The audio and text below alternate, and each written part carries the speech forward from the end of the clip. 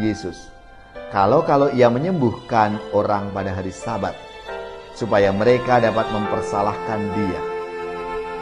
Di mata orang Farisi, apapun yang dilakukan oleh Yesus pasti tidak baik, tidak benar. Karena mereka sudah punya kesimpulan bahwa Yesus adalah pribadi yang harus disingkirkan, yang harus dicari-cari kesalahannya, yang harus dibinasakan. Saudari-saudaraku yang terkasih, berjumpa kembali bersama saya Inspirasiku di Antara. Renungan Harian Rabu 21 Januari. Hari ini bersama seluruh gereja Katolik, kita memperingati Santa Agnes, perawan dan martir. Semoga kita bersama keluarga dan komunitas kita selalu dalam keadaan baik, tetap sehat, dan bersemangat. Marilah kita mengawali renungan kita hari ini dengan tanda kemenangan Kristus. Dalam nama Bapa dan Putra dan Roh Kudus. Amin. Allah Bapa yang Maha Penyayang, kami bersyukur kepadamu karena Engkau telah mengutus Yesus Kristus Putramu untuk datang ke dunia dan menyelamatkan kami. Tariklah kami agar semakin erat bersatu dengannya. Semoga kami selalu mengandalkan Engkau dalam setiap langkah hidup kami. Sebab Dialah Tuhan pengantara kami, yang bersama dengan Dikau dalam persatuan Roh Kudus, hidup dan berkuasa, Allah sepanjang segala masa. Amin. Dalam nama Bapa dan Putra dan Roh Kudus. Amin. Inspirasi kita hari ini dari Injil Suci menurut Markus bab 3 ayat 1 sampai 6. Marilah kita siapkan kitab suci kita masing-masing. Kita akan membaca bersama-sama lalu merenungkannya. Pada suatu hari Sabat, Yesus masuk ke rumah ibadat. Di situ ada orang yang mati sebelah tangannya. Orang-orang Farisi mengamat-amati Yesus kalau ia menyembuhkan orang itu pada hari Sabat, supaya mereka dapat mempersalahkan dia. Kata Yesus kepada orang yang mati sebelah tangannya itu, "Mari, berdirilah di tengah." Kemudian Yesus berkata kepada mereka, "Manakah yang diperbolehkan pada hari Sabat, berbuat baik atau berbuat jahat, menyelamatkan nyawa orang atau membunuh orang?" Tetapi mereka itu diam saja. Yesus jengkel karena kedegilan mereka. Dengan marah ia memandang sekeliling, lalu berkata kepada orang tadi, "Ulurkanlah tanganmu." Ia pun mengulurkannya dan sembuhlah seketika. Lalu keluarlah orang-orang Farisi dan segera bersekongkol dengan orang-orang Herodean untuk membunuh dia.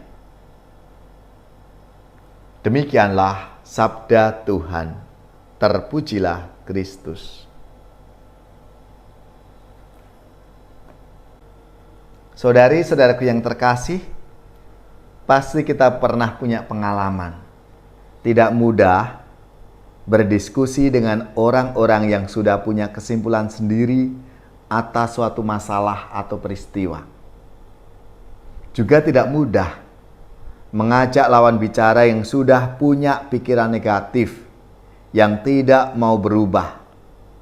Karena apapun pemikiran atau alasan yang diberikan, pasti tidak akan didengarkan atau diperhatikan. Yang ia ketahui bahwa ia benar dan orang lain salah. Hal ini sangat mungkin kita lihat atau bahkan mungkin kita alami sendiri dalam kehidupan bersama kita di tengah masyarakat. Ada yang terus memperhatikan kekurangan, kejelekan, atau kesalahan orang lain. Mereka tidak pernah mau memperhitungkan kebaikan orang lain. Ada juga yang hanya mempersalahkan pimpinan tertentu. Kalaupun ia melihat ada yang baik, namun ia akan mencari argumentasi untuk mempersalahkan atau menjatuhkan si pemimpin yang ia maksud itu. Saudara-saudaraku yang terkasih, hal yang sama dapat kita amati dalam kisah sabda Tuhan hari ini. Ketika orang-orang Farisi mengamat-amati Yesus, kalau ia menyembuhkan orang pada hari Sabat, supaya mereka dapat mempersalahkan dia. Di mata orang Farisi, apapun yang dilakukan oleh Yesus pasti tidak baik, tidak benar. Karena mereka sudah punya kesimpulan bahwa Yesus adalah pribadi yang harus disingkirkan, yang harus dicari-cari kesalahannya, yang harus dibinasakan. Saudari-saudaraku yang terkasih, semoga kita tidak punya pikiran negatif kepada orang lain atau kepada siapa saja, sehingga kita mampu menerima dan mengakui kebaikan dan kebenaran orang lain demi kehidupan bersama kita. Maka mari kita lihat dalam hidup kita masing-masing, apakah kita seringkali menyalahkan orang lain, merasa diri kita benar. Kita belajar dari apa yang diajarkan oleh Tuhan Yesus, agar kita terbuka kepada orang lain, agar kita menjadi pribadi yang lebih rendah hati. Ya Tuhan, semoga kami mampu berbuat seperti Yesus, yaitu menyelamatkan dan membantu mereka yang sangat membutuhkan, meskipun ada orang lain yang membenci kami.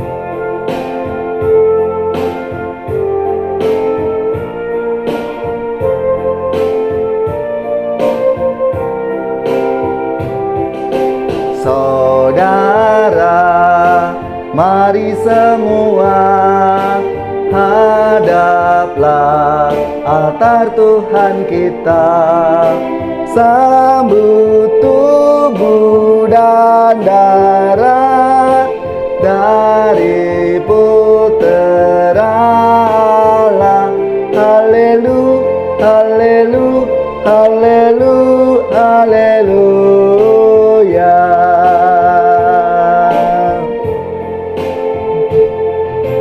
Kita adalah satu, memulai hidup baru dalam semangat muda.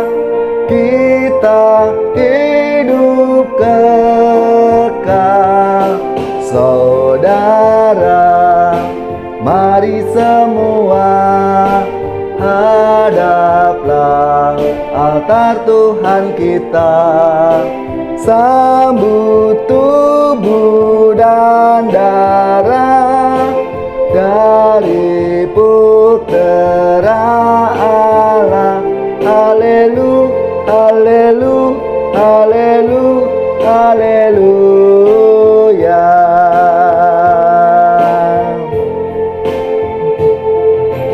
Perintah Yesus yang baru, cintailah sesamamu dalam suka dan duka untuk selamanya.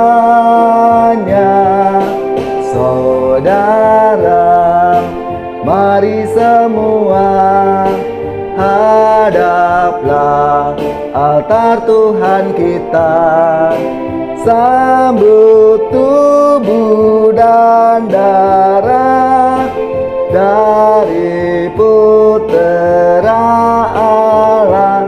Haleluya, haleluya, haleluya, haleluya.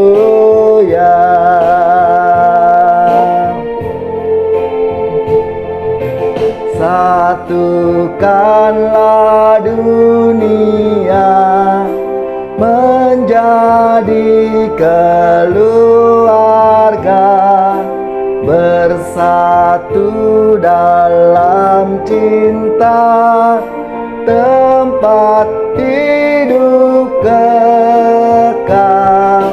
Saudara, mari semua hadaplah altar Tuhan kita, sambut tubuh dan darah dari Putera Allah.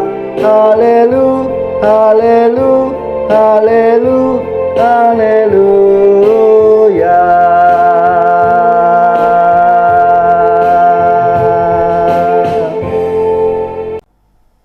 Saudari-saudaraku yang terkasih, marilah kita mengakhiri renungan kita hari ini dengan mohon berkat Tuhan, dan kita akan menerima tugas perutusan. Marilah kita siapkan hati kita untuk menerima berkat-Nya.